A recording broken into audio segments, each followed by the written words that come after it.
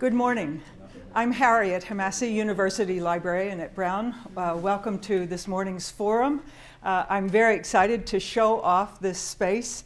This is the Patrick Ma Digital Scholarship Lab given by a parent in honor of a graduating senior who was also an art major. So it's a really perfect space for today's presentation because it's a space that enables collaboration, whether it's collaboration between librarians or librarians with faculty, students with faculty, us together with a presentation. It's also a terrific space for visualization and analysis, and I think you're going to appreciate that as today's presentation moves forward. So let me just give you a few notes about our speakers today. It's been our pleasure in the library to work with Professors Erica Edwards and Timothy Whitfeld over the last few months. Erica is an associate professor of ecology and evolutionary biology at Brown. And since 2008, she's also been the director of the Brown University Herbarium. Now, the herbarium has been around for a long time, as she'll mention, and it took Erica to bring it back to life. So thank you, Erica, and we're going to see lots of that today. Erica received her bachelor's degree in Earth Systems from Stanford and her PhD in Ecology and Evolutionary Biology from Yale. Timothy Whitfeld is an assistant professor of ecology and evolutionary biology. This is becoming a theme, and the collections manager of the college herbarium. Tim received his bachelor's degree in agricultural economics and a PhD in plant biological sciences from the University of Minnesota. Erica and Tim are going to give us a digitally illustrated walk through the evolution of various plant species here in Rhode Island that will illuminate not just the ecological story of College Hill, but also the evolutionary story of Brown through flowers. How nice. The perfect time of year. And now to tell us more about the library's collaboration with these two faculty is Patrick Rashley, who is our data visualization coordinator and oversees this lab. Thank you, Patrick. Seems so formal to have all this.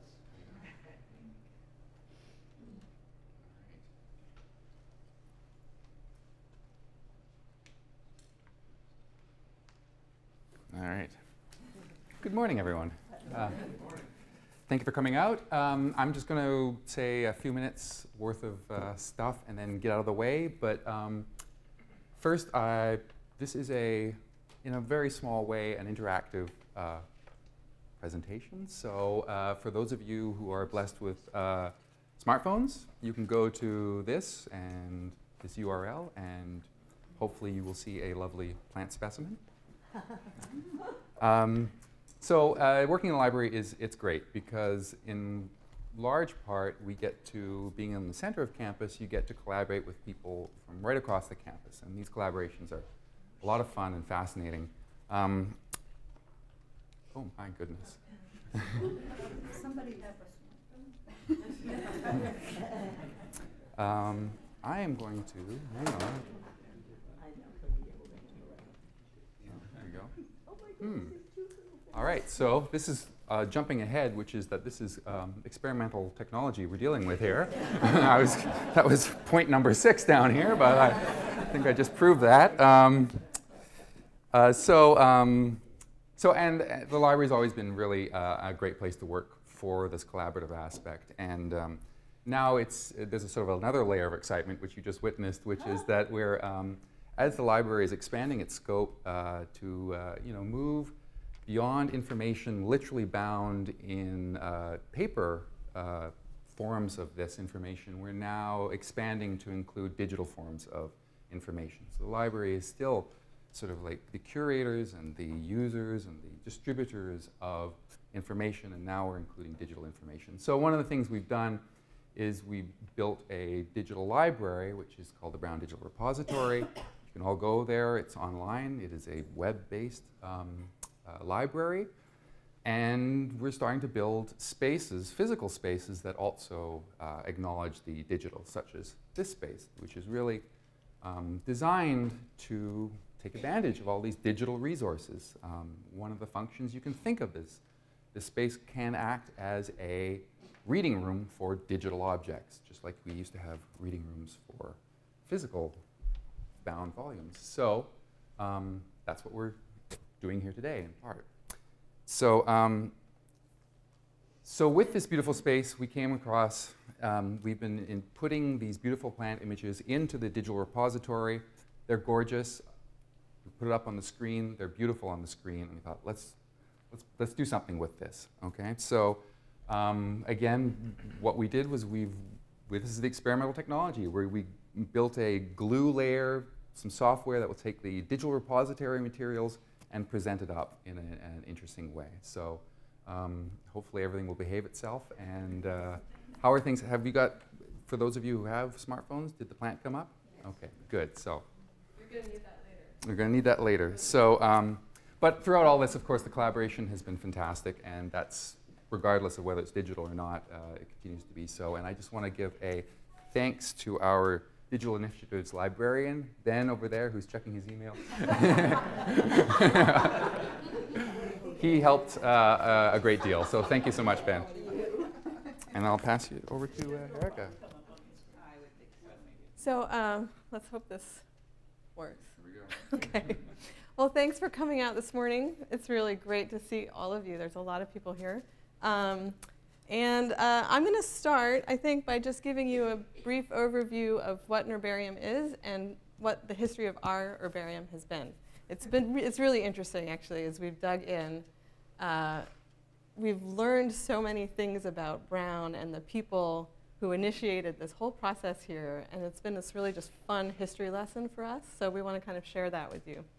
Does everybody know what an herbarium is? A little bit? Lots of times people come to us and they think that we're more like a greenhouse. They're looking for living plants. But we're not a greenhouse at all. All of our plants are dead. Okay? So an herbarium is sort of like a library for botanists, is kind of how I think about it. It's a collection of specimens that people have gone out into the wilderness and put in a plant press, pressed them, dried them, and made some sort of comments about these plants, what they are, where they live, what they look like, who they're living with, that sort of information. And then they put them in a big stack in a cabinet and walk away. And people might think that's not especially useful, but it turns out to be incredibly useful. And hopefully you'll see today some of the uses that we have for these specimens. They're an amazing historical record of biodiversity across the planet over time. And they're useful for a million different things. And they also tell a great history. So I think we'll start with just giving you a history of our herbarium, our beautiful brown herbarium. OK, good.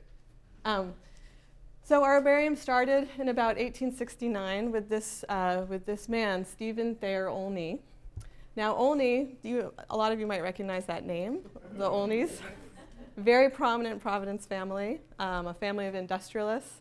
They were very heavily involved in textiles. They made their fortune in the Civil War, making textiles for the Union Army. Okay. Okay. And as it turns out, a lot of these industrialists were also sort of gentlemen botanists, we call them. So there are a lot of powerful industrial families that also dabbled in botany on the side. So it sounds like a strange combination now, but it was very common back then. And Stephen Thayer Olney had a special affinity for this little group of plants in the sedge family, in the sedge group. So these carex. He loved this genus Carex. He collected carex all over the place, and he imported specimens of other people collected carex. And so he had this beautiful collection. And in his final wills, he bequeathed this to Brown. So he gave his collection to Brown. Brown was supposed to take care of it. He also gave a bunch of money for Brown to sort of start a faculty chair in natural history. So he's really where everything started. And as I go through the history, we've made this sort of little interactive map that's a little bit confusing. But this is about at this time. We have roughly 1,500 specimens in our collection. That started with Olney. And this is just We're still in the process of databasing our collection, so we don't actually know really how much we have of anything. But we started with New England, and I'll tell you why later. So this is just going through what we know about our collection over time in New England, not across the world. So all of these numbers are going to be actually much larger when we're done. Okay. Okay, keep going. So after Olney dedicated his collection and then he died, actually, William Whitman Bailey came along. And he is also another big hero of our herbarium. So he was actually a Brown undergraduate. He left Brown. He went up to Harvard to work with Asa Gray, who is a very prominent botanist. And then he came back to Brown and took over our collection. So he was an avid collector. This is one of his specimens. I think keep going. Might need to get my notes. Right. And he did a lot of things for the collection. So prior to this, the collection was housed in downtown Providence, and Bailey was the first to actually move it to campus. And you'll see over time this collection got moved many times. So this was the first home, which is now the econ department, I think. It was in the basement of Robinson Hall. Which was the library. Which was the library, yeah. It's also often associated with the library. And during this time, the collections grew and grew. Keep going. And in 1881, Bailey becomes the first Stephen Thayer Olney Professor of Natural History. So this is the endowed chair that Thayer gave to us. And he moved the collection again. So in the library, it was in the basement. It was deemed too damp for the collections. They were getting damaged. So he moved them to Manning Hall. And about this time, he found another gentleman botanist. This is Bennett. He's the only one we don't have a picture of yet. He was a local jeweler, and he was also on the side dabbling in botany. He joined Bailey to sort of move the collection and increase the collection. And then at the same time, this is when sort of botany was starting to really grow at Brown, Franklin Collins was hired. He was also an industrialist. So he was involved in silver industry. Worked in the Gorham Manufacturing Company, which is a giant silver manufacturing company based in Rhode Island at the time, in Providence. Yeah, okay. So, he was also an avid botanist, and he was an amazing collector. When he joined forces with Bailey and Bennett, we call this sort of the golden time of botany at Brown. This is when we start getting a big uptick in the number of collections. Keep going. And we also went through a few more moves, but you can see the collections growing during this time. Keep going. Right, okay. And then we have this period where all of a sudden, as we're piecing together this history, there are more names coming back and forth. We have more botanists in the mix, but we don't know anything about them. So for instance, York, we know, is a professor of botany also during this time. He's a very dapper man, and that's all we know about York. We're still learning about York. Snell was also around during this time. This is a very interesting person. He is actually he specializes in mycology, so he studies mushrooms and things like that. He is also a baseball player. So at the same time, he was in the botany department here. He was playing for the Red Sox. He was a pinch hitter. He's a fabulous guy. He coached baseball and football at Brown for 30 years. And he did a little mushroom hunting on the side. These people, we start to feel inadequate. Like, we're just botanists. We should do something else. And then we had another big move in the 1930s to Rogers Hall, which is now the Solomon Center. And it was there for many, many, many years. At about this time, George Church came on the scene. George Church is a geneticist. He works on grass genetics. And he was more or less in charge of the herbarium for a really long time. This is, I would say, not to say anything about George Church, who's a wonderful professor, but this is when we're sort of entering the dark ages of the herbarium at Brown. So we have a long period, and this is not unusual. This happens with many herbaria around the country, around the world, where nothing much happened. So we kind of flat out, nobody's doing any collecting. And in the 80s, they had to do something else with Solomon Hall. So it was time for the herbarium to move again. And Brown said, I think we should just throw these things away. I mean, nobody's doing anything with them. They're just like dead plants in a cabinet. And at that time, we had this wonderful botanist here with us, Professor Annie Schmidt, who's now at Davis, but she was a professor here for many years.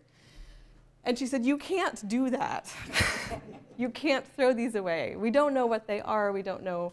We haven't databased them. They could be nothing, but they can't really be nothing. They must be something, and you can't throw them away. So you either have to give them away, give them to New York Botanical Garden, or do something with them. And she convinced them to put them in this basement in Arnold Labs. And there they stayed for 25 or so years, just kind of all bundled up, closed doors. Nobody was doing anything with them. And then I came along in 2007. I joined the faculty. And in 2008, I said, I want this herbarium. This has to happen. And I actually convinced Brown to move it one more time. And we really hope this is the last move. This is it.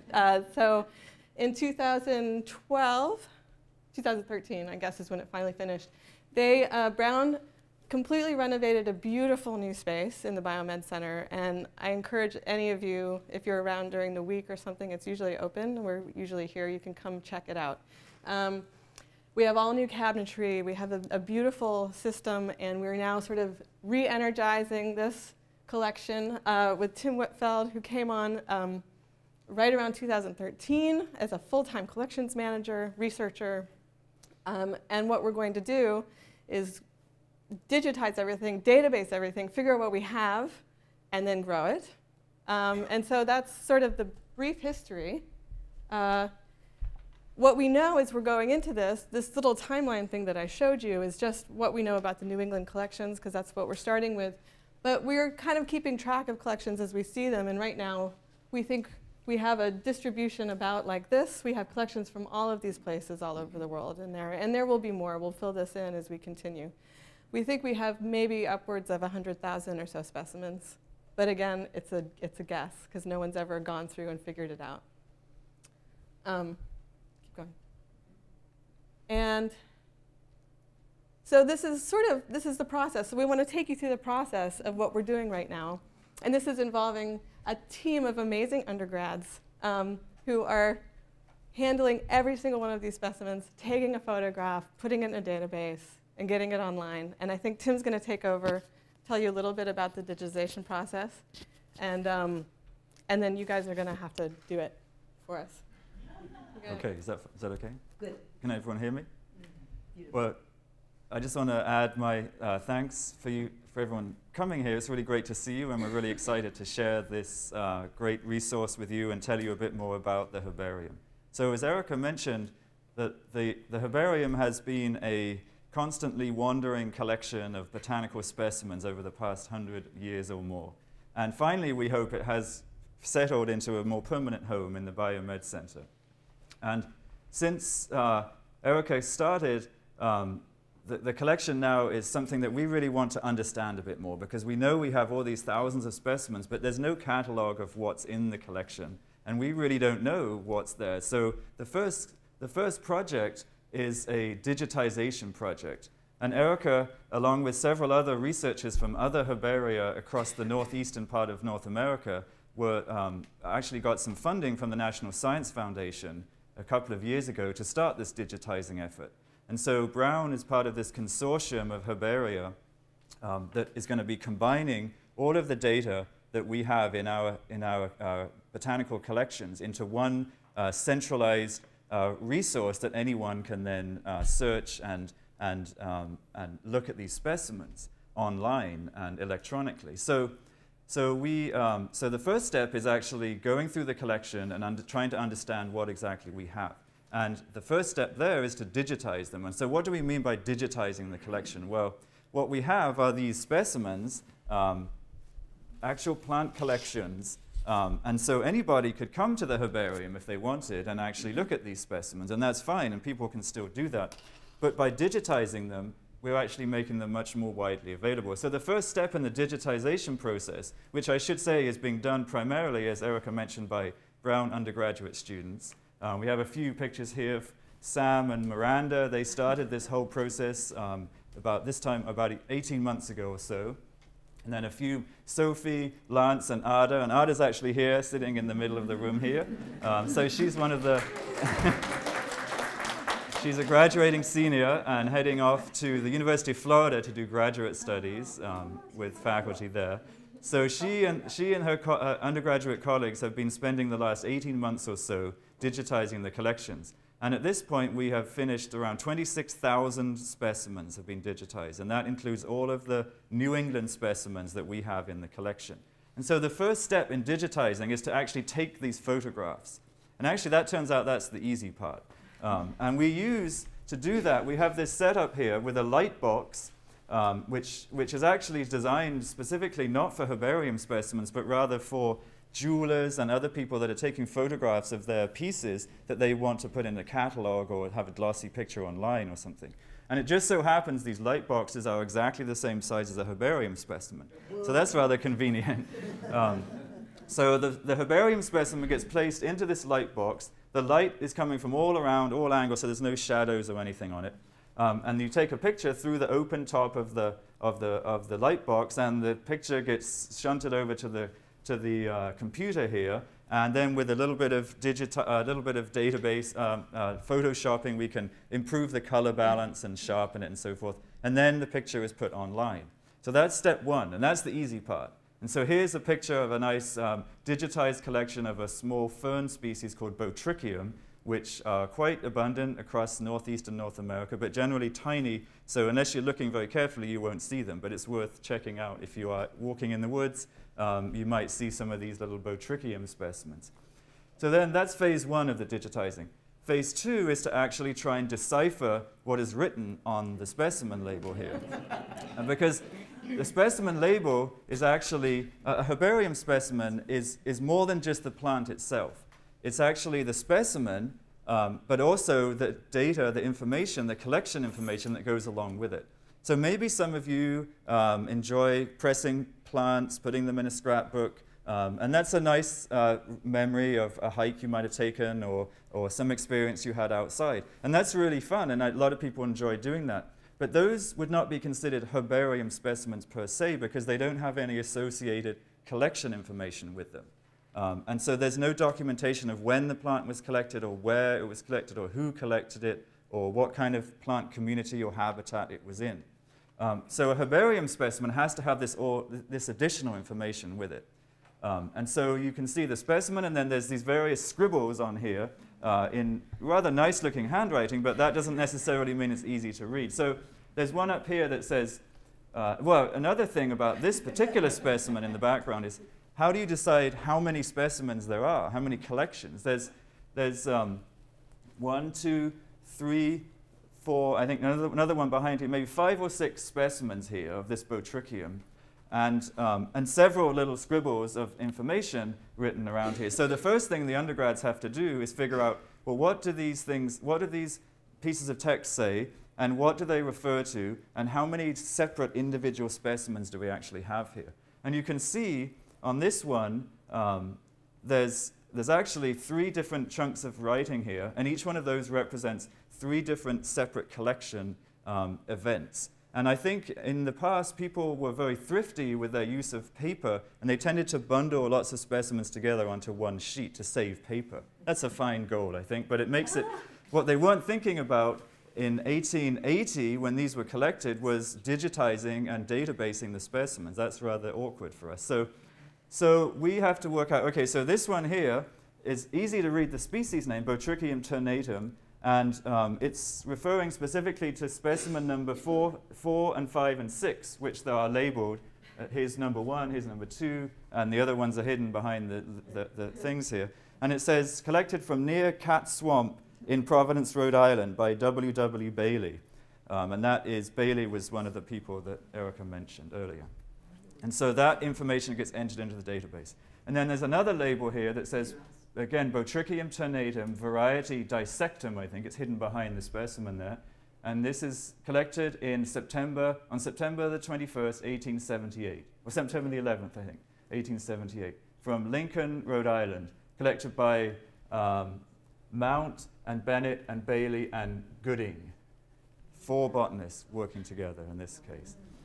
So this is the task that the undergrads have been working on, photographing and then transcribing this label information into the database. And then these 2 pieces of information get linked together electronically. And so when you then look at this specimen online, you can actually have the picture and all of the written label information as well.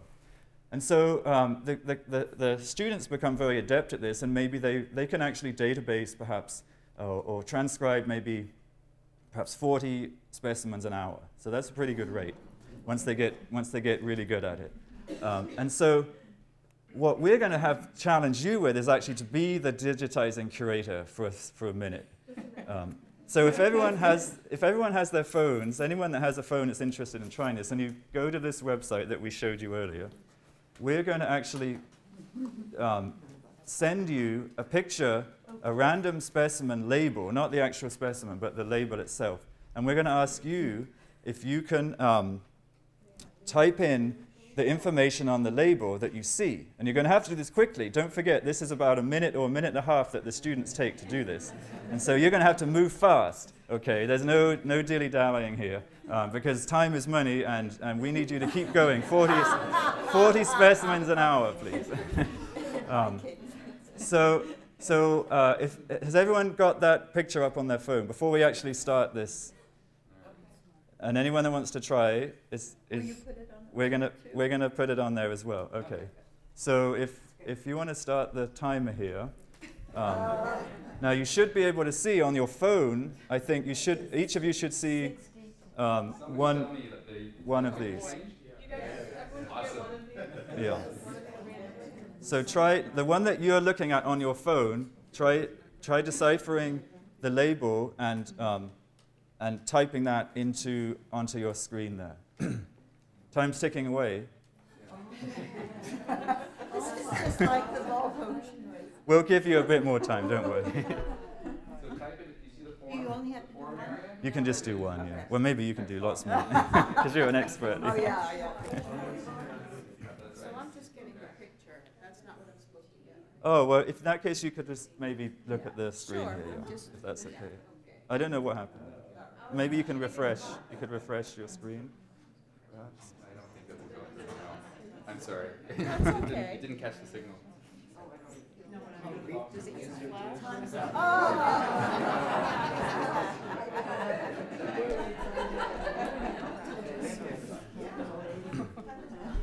Okay, does everyone? No, so let's give you a bit more time if you need it. You're still training. Yeah. Training, you can get 2 minutes. Training. Oh my God. No, just one card. Yeah, just one card. Just one card. So has everyone sent something along?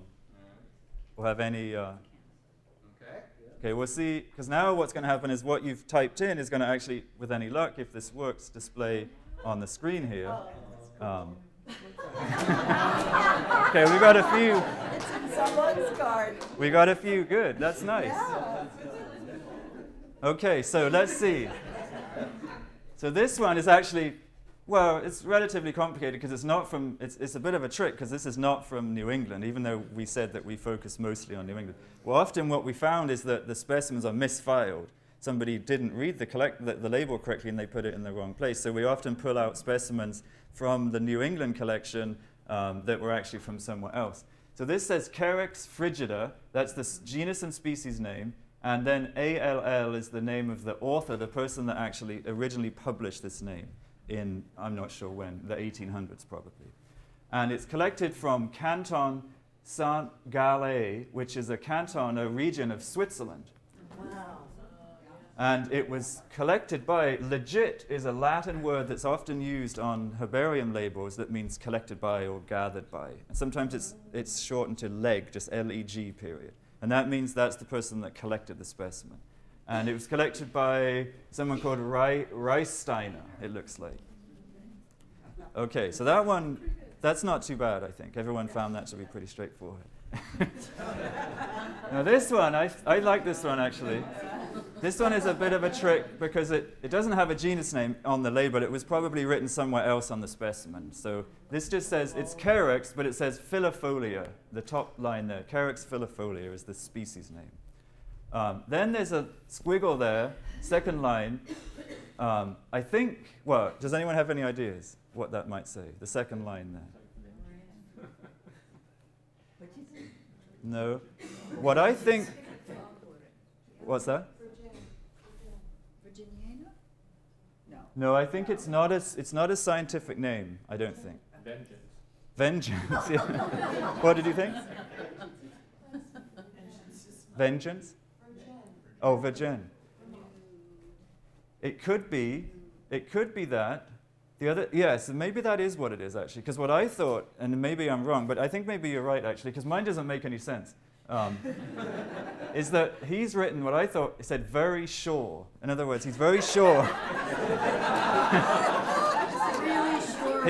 He's really sure that it's that species. But I think actually it probably is, if that's a place name in Vermont, then I think that's probably what that says. So I think you get 10 out of 10 for that. Yeah. So maybe you can figure out the third line here. It's in a bog. It's in peat bog. Peaty Bogs, yeah. Nice. Now what I thought, originally I thought that said party log, which is quite fun sounding, a party log. Like a party. Yeah. But I think it says peaty log, so it's growing on a log that's covered in moss, I think, in a wetland area probably, in Vermont. And then the collector name here,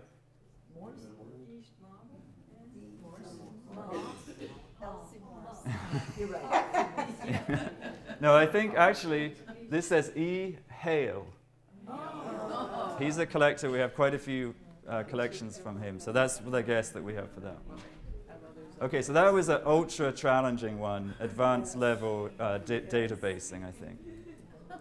This one, the genus and species Carex straminia, and then there's a variety Festucia.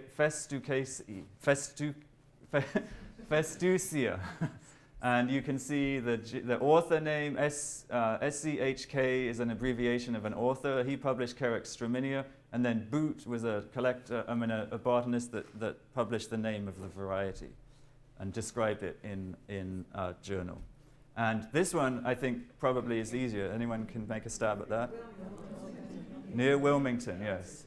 1867, I think. And this was collected by Canby from, yeah, that one's easy. So that's a fairly simple one. And then we have this one, which is quite good. I think obviously the same, you start to recognize the handwriting, although this is a different collector. It's the same handwriting, but the collector here is different, if anyone can figure that one out. You call it Pete over there. No, this one is the collector, I think. That's the location, P.T. log. This one is Parker. It was collected by a person called Parker. And it's Carex again. Stellulata is the genus, the species name. Goodenow is the author that published. And it's collected from Spring Garden. Someone got it, yeah. Camden County, New Jersey. June the 9th, that is probably 1872, I think. Bit of a guess. Interpretation sometimes. So this is the process of databasing and digitizing. We take the picture, we do the transcription, and the challenge is the transcription. So students like Ada, and also Peggy Edwards here, who's a volunteer in the herbarium, has been going through these images and actually doing some quality control and adding things and making a few corrections here and there. So that's another really valuable time. It's great. It's the best 2 hours. Did you have the student work with one person's handwriting so they became familiar with it, or did they get all They get the whole gamut, I think, yeah. And so, yeah, and over time though, they see the same thing, the same people once, again and again. So they do get accustomed to seeing the handwriting and recognizing it. Let's give it up for the undergrad. Yeah. And the volunteers as well. So here's a selection of specimens that we have taken pictures of and digitized. So why are we doing this, you might ask? It's a great, interesting thing, but what is some of the value that we actually get from digitizing the collection this way? Well, the first thing I think, and perhaps the most important one, is that once the collections are digitized, all of these specimens are now available for anyone to look at. And you don't actually have to come to the herbarium. You can still come, but if you are working in, say, Eastern China, and you're interested in the disjunction of the disjunct distribution of many plants that grow in Eastern China and Eastern North America, you might be able to, you can sit in your office in Eastern China and be looking at the herbarium specimens from Brown and other collections in New England to see what is actually growing here. So it means you don't actually have to spend all that money and come and visit the herbarium. You can actually do some preliminary research online. And this opens up the collection to so many more people than just those people on campus here or those people that live nearby. And it means that the history of Brown, as told by flowers here, becomes the history of the whole northeastern part of North America, as told by flowers and plant diversity. So it really broadens the scope of what we have here. And it's not just Brown, of course. We're contributing to this consortium of herbaria across the whole northeastern part of the country, including New England and eastern Canada, and also New York and Pennsylvania and New Jersey. And so in the end, when all of this is finished in a year or two from now, there's going to be more than 1 million specimens available online to be searched by anybody that wants to. And not just botanical researchers, but also you and everyone else that has an interest. You could go onto the website and actually search for, say, specimens collected in your hometown in northern Maine or in Pennsylvania or wherever it might be that you live, or the county that you live in, or you might be interested in a particular collector or botanist. What did he or she collect in a particular era? Or you could look for plants from your county growing in 1880 and compare that to the plants growing in your county in 1980. Excuse me, and see how things have changed across that 100-year period. So it really opens up botanical research, ecological research, and makes it much more widely available. And combining all of these collections this way also makes it much more useful. We have a great collection here, but when you add all of our specimens into the other herbaria across the region, then what you end up with is a really massive collection that becomes much more valuable. And so that's, I think, the main reason for digitizing. But the digital specimens also provide a history of plant diversity in a particular place at a particular time as well. And so one of the interesting things that we've been finding in the collection is that certain places have been popping up. We keep seeing collections from certain locations. And one of those that was kind of intriguing, we kept seeing specimens collected mostly by Bailey and Bennett and Collins, collected from this place called Cat Swamp in Providence. So that was quite intriguing. Why, where is this? We didn't know much about it, but it seemed to be a place that many that kept cropping up in the collection all the time. And so we looked into this and tried to figure out exactly where it was. And actually, there was an undergrad student who was interested in this project. And so she did a little bit of research. And we came up with this map from 1750 of Providence. And on that map is Cat Swamp, which was really nice to see, because we knew roughly that it might have been on the east side of Providence. So here, downtown Providence is down here. The university campus is somewhere here. This is what is now Angel Street, I think, flowing over to the east side of Providence. So here's Providence today. Downtown here. The campus, Brown campus, is in here. And Cat Swamp is right here. So here's Freeman Parkway, for those that know Providence. That's a very Tony part of town, I think. But it turns out it's going right through Cat Swamp. And then here is Blackstone Boulevard running up here. And the campus here, the ball fields and athletic fields. We're actually in the library, which is right down here. So you're sitting right here. And the herbarium today is in the building. It's right in here, So this Cat Swamp area lies on the east side of Providence. It was, until the early part of the 1900s, it was a big barrier to development of the city of Providence, because there was this wetland here, and then if you remember on that old map, it said Great Swamp further north. This whole part of Providence up on top of the hill was a wetland area, and it really meant that the town couldn't develop that way for a long time. So it was actually just left as a wild natural area for many years, and it wasn't until about 1911 that a person called John Freeman who was a developer, he drained the swamp and started selling off lots and building lots in this part of the town. And so now all of these houses in this part of east side of Providence are built on a wetland. And so many people in this area have trouble with flooded basements, particularly when it rains, and they often wonder why. Well, it's actually quite obvious when you know that your house is built on a wetland. It's not surprising that when it rains, there's probably streams running through there underwater, and there's going to be problems. So it's an interesting story. And as I mentioned, many of the specimens in the collection were actually from Cat Swamp. And so we have about, so far we've found about 450 specimens from Cat Swamp, representing 300 species of plants that grew in the wetland.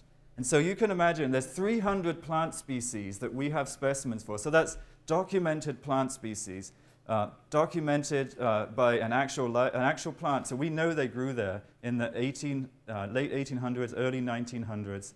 And there's specimens from grasses, lilies and sedges and nettles and maples and sumacs and all kinds of different things, violets, blueberries. There's even a lot of orchid specimens there, like this fringed orchid. Here's the specimen here. Here's a picture of it as it would look live. And this was one of the interesting plants growing in the wetland. Now, of course, none of these, or almost none of these, grow there now. So what we have in the herbarium is a documentation of something that doesn't even exist anymore. And so that's a really interesting thing about these digitized records and the herbarium records, is that they show what used to grow in a certain area that even isn't there any longer. So can you imagine there's orchids growing on the east side of Providence? I don't think we're going to find them there anymore. And also other things like the marsh marigold. That's a beautiful spring flowering plant that would have been around the murky edges of this wetland area. Bright yellow flowers, many of you have probably seen them. Other things like Stephen Olney was a great lover of the sedge, and if anyone ever started to study it, you would also get to love sedges, I think. Sedges are very diverse. There's 100 and some species of sedges in Rhode Island, and we found about 30 species of them in Cat Swamp. And this particular one, Carex sterilis, is a rare species. Now, anyway, it's listed on the list of endangered and threatened plants of Rhode Island. And it was growing right there, just on a few, not that far from here, on the east side of Providence. And then other species, does anyone recognize this plant? Maybe it's growing in your yard. It's a commonly planted shrub. It's rather attractive looking, bright red berries. It's called barberry.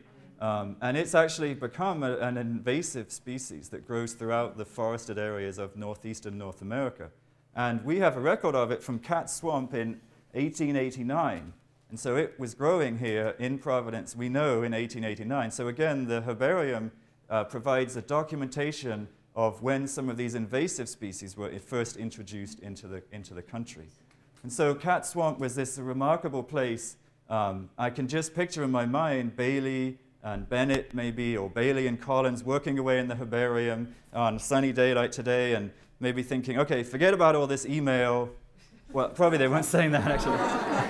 Forget about all this work. Let's go outside and collect some plants. And so they would walk across campus, across the fields, across the meadows, just a mile or two to the east, and they'd end up in Cat Swamp, and they could spend the whole afternoon there botanizing. They often took their students with them. We have many specimens collected by not just Bailey, Bennett, and Collins, but their students. Often they have little notes on the specimen saying things like, need more leaves, or this is not good enough, or something written on the herbarium specimen. So clearly the professor was writing comments about the collections from the undergraduate students. But they would go there on a sunny day and collect plants, and we have, like I said, 450 or so specimens representing 300 species of plants from Cat Swamp alone. So that's just one story about the specimens that we have and the reason that we database and digitize, and some of the value of the herbarium itself.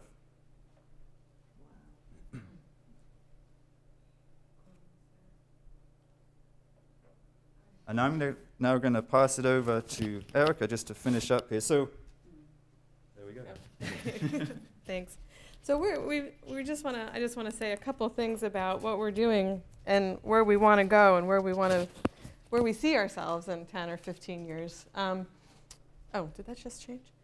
So we're trying to have a sort of botanical renaissance here. This beautiful collection's been hidden for too long, and we have this momentum, and we're just going to keep going with it and keep building it. And we want to understand everything that we have, and then we also want to grow what we have. We want to become a very active place of collecting again, all around the world. So, for instance, this kind of shrunk. I was going to show you this map, but we've got some very local research that's going on right now. So in addition to the cat swamp story, we're finding that we have so many collections from this area that are ending up being very just intellectually interesting. And we're trying to do creative things with them. So we have a lot of collections from this pond. I can't remember the name. What?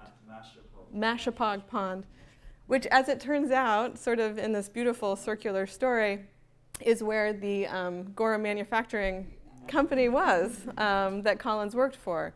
And as we all know, those days of industry were very sort of heavy polluting days. And a lot of these areas, we have a lot of Superfund sites around Rhode Island where we have a lot of sort of toxic chemical buildup in soils and things. And we have an undergrad this summer working in the herbarium who's actually going to go through our old collections of plants collected around this swamp when the manufacturing company was in place. It's actually going to sort of analyze the tissue in these collections for heavy metal content and then go back and resample and see if we can see any changes, any improvements in the toxicity of this environment over time with plants. So this is just one sort of interesting new thing that we're trying to do with these old historical collections. And at the same time, we're trying to build a really international push to make our collections global. And we want to open up our collections to anybody in the Brown community, in the Rhode Island community, anyone who wants to go collect plants anywhere, you can bring them to us. And we will take care of them for you. We will house them, we will digitize them, we will make them available to the world. And we hope that in doing so, we build like this new sort of botanical renaissance here. We get more students involved. We start producing a bunch of amazing Brown botany students that go on to be botanists around the world. And we want everyone to just be involved. And so we want to thank you for coming. And I hope you enjoyed it. And I hope you go outside and look at plants, because there's hundreds of them right outside. Thanks. Yeah. Erica, you're asking us to collect things. Do you have a do's and don'ts? A protocol. How to? Yes. Well, so actually, to be honest, you should, if you're collecting on lands in Rhode Island, I think you need a permit. So, I mean, unless it's on your land, then it's all for you. Yeah. But also, what about across the country? Yeah, I think it depends the different types of lands that you're on. So, as far as I know, BLM land is fine, and you don't even need a permit to collect there. But you want to be very careful that you're not collecting rare or endangered species. And it varies state by state. National forests, you need a permit. National parks are very hard to collect in. If you go to a national park, do not collect any plants. Just don't leave them. So it depends on where you go. But if you're just in your backyard and collecting things, that's great, right? I mean, it would be really nice, and it would be nice to do things like a bio-blitz type of situation where we just go out and everyone gets together for a day in Providence and just, they're called bio-blitzes. You just collect everything and you see what's there. And there's always surprises. Maybe we'll find that orchid. Not likely, but that's the kind of sort of activity. And when you're collecting, always sort of keep track of where you are. I mean, these days, modern collectors, actually we brought this because this is the technology that we use, which was developed in the 18th century. And it works really well still. So botanists still do what they did hundreds of years ago to collect. It's just a plant press with some newspaper and some cardboard, and stick it in. The only thing that's different now is that we also have GPSs, so we have very, very more precise locations of where things were collected. And most people, you can get a lat long on your phone these days anyway, so it's pretty easy. Yeah. I worked in the pharmaceutical industry, and you're reminding me of stories from several pharmaceutical companies I worked for. When people went on vacations, the company would say, collect specimens, Yes. get soil samples, get plant samples. We're looking for compounds all over the world, Yes. and they found some found some pharmaceutical compounds from something somebody brought back from Brazil or from Yes. Colombia or wherever. Yes, yes, that happened a lot, and that's it becomes a political landmine in some cases. And so, for instance, Brazil is a very difficult place to collect because they feel like that those plants are a part of their Right. Now, but I'm going back 100 years. Yeah. Oh, totally. And in fact, we didn't tell some stories. I mean, Olney was in business with Jesse Metcalf, who's another huge Providence family, and they had these. Well, they were in textiles, and so they would visit plantations down in Georgia to get cotton and things like that. And they would always go collecting when they were down there. So we have these amazing collections by Olney and Metcalf of the plants of Georgia. It's just that they just did on a business trip. They just picked things up. And I was curious, you have a consortium of Northeastern herbaria. Yes. Are there a lot of herbaria? There are many small herbaria. There are several very large herbaria. So, for instance, Harvard has 10 million specimens, 5 million specimens. 5 million. New York Botanical Garden is more like 7 or so, like that. Yes, many universities had an herbarium at one point, and then some of these things have been consolidated through time. University of Rhode Island has an herbarium. Roger Williams has an herbarium. They're just always tucked away in these little places. Yeah. Do you have a link to directions so we do it right? Oh, we should do that. Yeah, like if you wanted to make a specimen, well, do this, the this, roots or how to dry them or. Yeah, we can put put that. it onto our website. Yeah, it's a great idea. And also how you get a permit. They have to fit in the Oh, yeah, how box. to get a It's permit. tricky. They should be fertile if possible. So it's really helpful to have a flower or fruit on the specimen instead of just a leafy branch. And can you tell us how to get a permit and what Yes. credentials we need? Yes, I think it's really easy to get a permit for Rhode Island. And you got a permit for all of us as you got here. Yes, for the state land in Rhode Island, you can write to the Department of Environmental Management and apply for a permit to collect on state land. I don't think that includes state parks, but the state, like the wildlife management areas. So that's one opportunity to collect locally, or just on your own land as well is easy. Now the federal land is a bit more, it's a similar process, but I've had a harder time finding the right person to contact about that. But the state land is easy, and there's some really nice state-owned wildlife areas in Rhode Island, and you can find all of the different plant communities represented on these protected state land, on this protected state land. So that's the best way. There's also a lot of land that belongs to the Audubon Society, Yes, Nature that- Conservancy, yeah. city parks. You need to All go of to them. them and to get their permission. Where are the places that are on your screen? Oh, yeah, that's a great question. So this is the southern region of Russia, actually. That was a really fun trip, and this was actually a fantastic trip. I went to Russia to go to a conference in Moscow, and then the organizers arranged this collecting trip down to this southern region. It's full of these very drought-tolerant, salt-tolerant plants.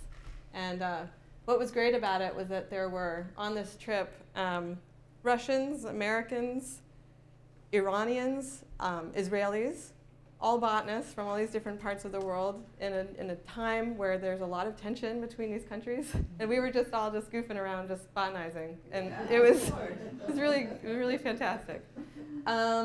This is my student Lily Hancock, who's collecting plants in Australia. So we've got Australia. This is a group of us collecting in Ecuador.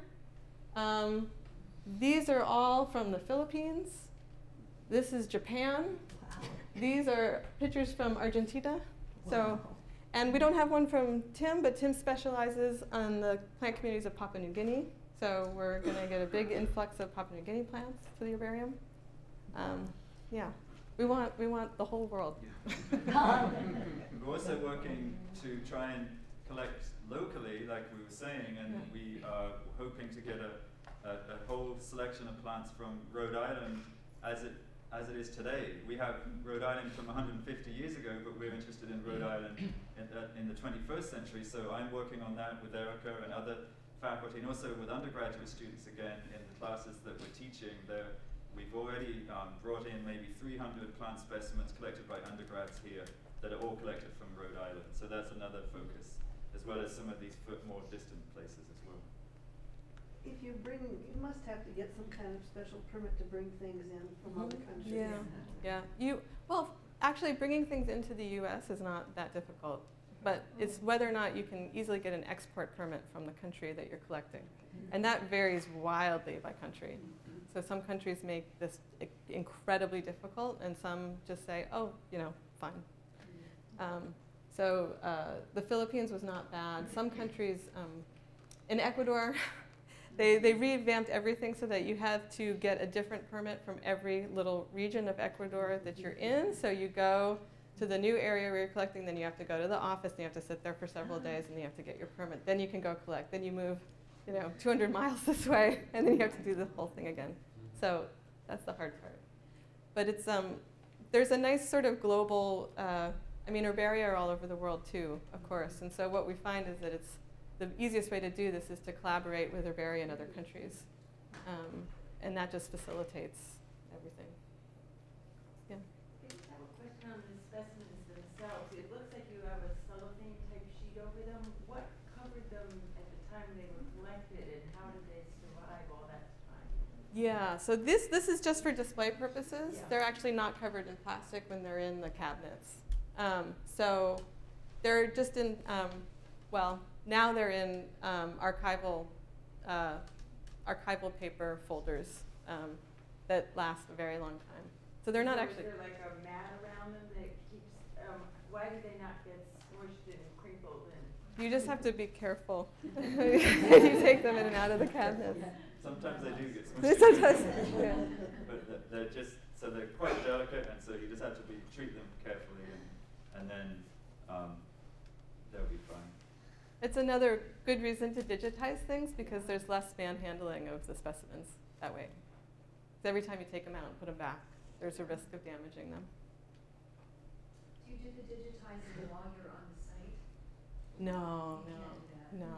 We have to bring it back. So we have this, that's a big piece of equipment that we're using. I don't know if maybe you didn't see the picture, but it's a big light box with a big camera. So we have to do it here. Well, now that we have all this fun technology, would it be helpful if you actually took a photograph of the plant and included that as part of the collector's photograph it as well as herbarium it? Yes. And some people do. So sometimes you'll actually come through specimens sometimes that actually have a photograph with them, and that is so helpful. A lot of the species we study are succulent, and they look so different when they're dry than when they're not. So it makes it really difficult sometimes to work with the specimens. Like, what is this? It's just this shriveled up little nothing. Mushroom. Yeah. Oh boy. I was wondering if you thought of crowdsourcing, because I've done something like that for the British Museum, where they have all the cards up there on the computer and then you just fill it out. Yeah, we would love to do that. Part of the consortium that we're involved with, that we got this grant to do, they, up at Harvard, they're trying to develop some crowdsourcing software that might work, and they haven't released it to us yet, so I don't know if it's working. But the digitization project is going through several stages, so at this stage, we're just taking the picture and getting the species name, the collector, the location, the date. But there's more information we could do in a second round that includes things like phenology. So if it's flowering or if it's fruiting, if it looks like it's leafing out now or not. And that's the kind of data that would be really useful for studies of global change, right? So if we have 1 million specimens from the turn of the century, and we can sort of try to estimate when things were flowering, then we can compare that to when things are flowering now and see if there have been any actually consistent shifts in when things happen in the spring. The spring's getting earlier. Yeah. I'm sorry, I remember hearing that like most of New England was under cultivation. Yeah. Because people were hungry and inefficient and fun. How many areas are there that are untouched natural? by agriculture? I think hardly any. Not really. There are some areas of old growth forests here and there that were not ever cut, but they're relatively small areas, and the percentage of the whole entire area is small. But even collecting in a forest that was on land that used to be agricultural land that has now since developed back into forest, there's still a wide diversity of plants there, and so it's still a valuable thing to document what's growing there, even if it isn't 100% pristine. And in fact, often you find some interesting plants in these kind of disturbed areas, roadsides and abandoned lots and things. A lot of the weedy plants that come, the first time you might see them in a new location is in these sort of disturbed areas. So even though they're not necessarily native, it's an interesting documentation to say, well, here it is, it was growing here in this area in a certain period of time. So in some cases, those disturbed areas can be quite interesting as well. All right. I'm thinking of the word herbarium and an herb. Is it any plant? Does it include large trees? And Yes. You said mushrooms? Yes, and yes. vegetables? I mean, sometimes we have specimens like this. This is part of the herbarium as well. Right. Yeah. So, yes, in fact, our herbarium includes algae, things growing in the ocean and water, mushrooms, lichens, mosses, ferns, big trees. So there are lots of things that are hard to put on a piece of paper. It's an art, it's a skill. We do have a whole stack of oversized things too, right? And this is a specimen from the flowering dogwood, a tree specimen. And so you can see it's just a twig. Right. It's not, we wouldn't attempt to have the whole thing. Obviously, take a small portion of it that represents the whole thing and press it and use it like that. And so there's different techniques depending on the growth form of the plant. Okay, thank you so much for coming. Have a great weekend.